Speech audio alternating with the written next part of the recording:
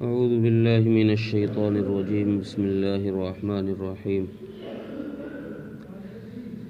ترى كثيرا منهم يتولون الذين كفروا لبئس ما قدمت لهم أنفسهم أن سخط الله عليهم وفي العذاب هم خالدون ولو كانوا يؤمنون بالله والنبي وما أنزل إليه ما اتخذوهم أولياء ولكن كثيرا منهم فاسقون.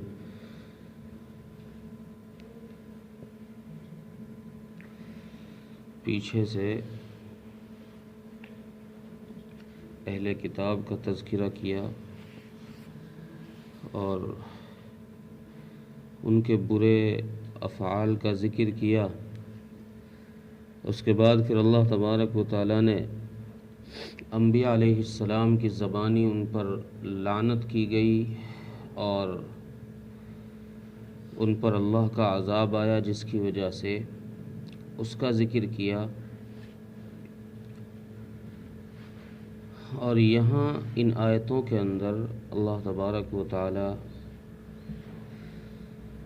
یہ فرما رہے ہیں کہ ان اہل کتاب میں سے اکثر لوگ وہ ہیں جو غیروں کے ساتھ دوستیاں رکھتے ہیں.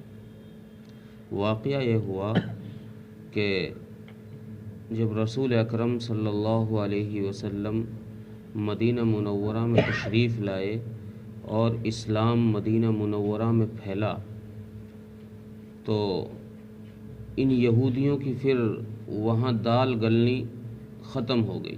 پہلے یہ چودھری بنے ہوئے تھے وہاں، چونکہ یہ اہل کتاب تھے، لوگ ان سے مسائل دریافت کرتے تھے، باتیں پوچھتے تھے، ان کو اپنا بڑا بنا رکھا تھا. لیکن جیسے ہی اسلام نے وہاں پر اپنے پر جمائے تو ان لوگوں کی دال گلنی کم ہو گئی. اب انہوں نے اس کی تدبیریں نکالی کہ کیا کیا جائے، کس طریقے سے اسلام کو یہاں سے ہٹایا جائے، کیسے دوبارہ سے ہماری وہی پاور ہمیں مل جائے، لوگ ہمیں پھر ہدیے اور تحفے دینے لگ جائیں. اس پر انہوں نے سوچ و وچار کیا. تو ان میں ایک کعب بن اشرف تھا. اس نے کہا کہ ایسا کرتے ہیں، چلو مکے والوں کے پاس چلو اور ان سے چل کر دوستی کریں اور ان کو ساتھ لے کر کے مدینہ پر حملہ کریں تو ہم ان پر فتح پا جائیں گے. اس پر اللہ تبارک و تعالیٰ نے یہ آیت نازل فرمائی کہ یہ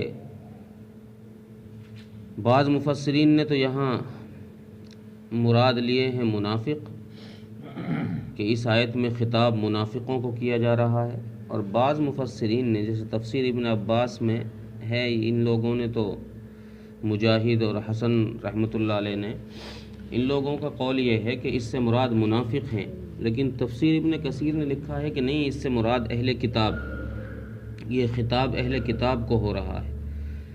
اور اللہ تبارک و تعالیٰ یہ بات ارشاد فرما رہے ہیں کہ کافروں کے ساتھ دوستی لگانا اور مسلمانوں کو دھوکہ دینا یا مسلمانوں کے خلاف سازش کرنا یہ ان کے لیے اچھی چیز نہیں ہے.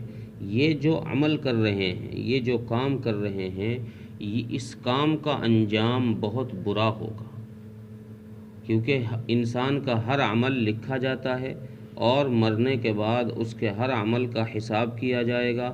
تو انہوں نے جو یہ برے اعمال کیے ہیں، برے افعال کیے ہیں، ان کا بھی حساب اللہ کے یہاں ہونا ہے. اور جب اللہ کے یہاں ان کا حساب ہوگا تو ان کی اس بری حرکت کی وجہ سے اللہ تبارک و تعالی ان پر ناراض ہوں گے، ان پر سخت ناراض ہوں گے کہ یہ رسول اللہ صلی اللہ علیہ وسلم کے خلاف سازشیں رچ رہے ہیں، آپ کے خلاف چالیں چل رہے ہیں اور آپ کو اور اسلام کو ختم کرنے کی سوچ رہے ہیں. اگلی آیت میں پھر اللہ تبارک و تعالیٰ نے یہ بات ارشاد فرمائی کہ ویسے تو یہ لوگ جبہ قبہ پہن کر اور مسلمانوں کی مجلسوں میں جا کر کہتے ہیں کہ نہیں جی ہم تو مسلمان ہیں، ہم تمہارے ساتھ ہیں، ہماری کافروں سے کوئی دوستی نہیں ہے، ہم تو تمہارے دوست ہیں، تم ہمارے دوست ہو، ہمارا مرنا تمہارے ساتھ ہے، جینا تمہارے ساتھ ہے. تو مسلمانوں کے پاس جا کر یہ ایسی میٹھی میٹھی باتیں کیا کرتے تھے۔ اللہ تبارک و تعالیٰ نے اگلی آیت میں اس کو ظاہر فرمایا کہ اگر یہ ایسے ہی سچے ہوتے، اگر یہ اس بات میں سچے ہوتے کہ مسلمانوں کے دوست ہوتے اور مسلمان ان کے دوست ہوتے، تو پھر یہ کافروں کو اپنا دوست نہ بناتے، ابو سفیان کو جا کر مکے میں اپنا دوست نہ بناتے۔ ابو سفیان کا دوست بنانا یہ ظاہر کرتا ہے اس بات کو کہ یہ مسلمانوں کے دشمن ہیں، دوست نہیں۔ اس لیے قرآن کریم نے کافروں کے ساتھ دوستی لگانے کے معاملے میں سختی کے ساتھ روکا ہے۔ کئی جگہ اس کی ممانعت آئی ہے۔ تعلقات قائم کرنا الگ چیز ہے، کسی ملک میں غیر مسلم رہتے ہیں، وہاں جان پہچان آپس میں دعا سلام ہے، وہ الگ چیز ہے۔ قرآن جس تعلقات سے روکتا ہے، جس دوستی سے روکتا ہے، مفسرین نے لکھتا ہے کہ وہ دوستی ہے جس کو جگری یار کہتے ہیں، جس میں انسان ایک دوسرے کو راز کی باتیں بتاتا ہے۔ ایسا گہرا دوستانہ غیروں کے ساتھ نہیں کرنا چاہیے، اس لیے کہ وہ ہمیشہ اسلام کے دشمن ہیں اور دشمن ہی رہیں گے۔ وہ اسلام کو اور اسلام کے ماننے والوں کو مٹانے کی سازشیں کرتے رہیں گے۔ اس لیے ایسے لوگوں کے ساتھ گہری دوستی نہیں کرنی چاہیے۔ ہاں، اپنے مطلب کی وجہ سے ان سے دعا سلام وہ کر لے، تعلقات قائم رکھ لے، اس میں کوئی حرج کی بات نہیں ہے۔ اگلی آیت میں اللہ تبارک و تعالیٰ یہ بات فرما رہے ہیں کہ اگر یہ لوگ اللہ پر اور حضور صلی اللہ علیہ وسلم پر اور آپ صلی اللہ علیہ وسلم پر جو کتاب نازل کی گئی ہے اس پر ایمان لے کر آتے، تو اس ایمان لانے کا تقاضا یہ تھا کہ یہ لوگ کافروں کو دوست نہ بناتے، ان کے ساتھ ان کے تعلقات قائم نہ ہوتے۔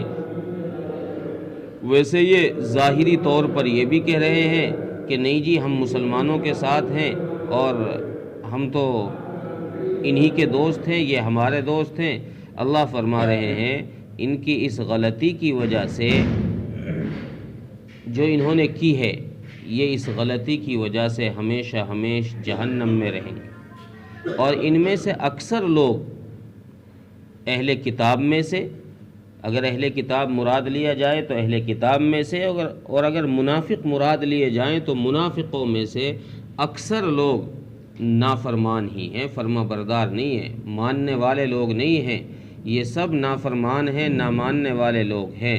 اس لیے قرآن کریم نے ایسے لوگوں سے بھی، خواہ کافر ہوں خواہ منافق ہوں، ایسے لوگوں کے ساتھ تعلقات قائم کرنے سے روکا ہے، اور دعوت یہ دی ہے کہ ایمان لے کر آؤ اللہ پر اور اس کے رسول پر، اور اس کے رسول پر جو کچھ نازل کیا گیا ہے، یعنی حضرت محمد صلی اللہ علیہ وسلم پر جو نازل کیا گیا ہے یعنی قرآن کریم، اس پر ایمان لے کر آؤ، اس کی دعوت دی گئی ہے، اور کافروں کے ساتھ دوستی کرنے سے روکا گیا ہے۔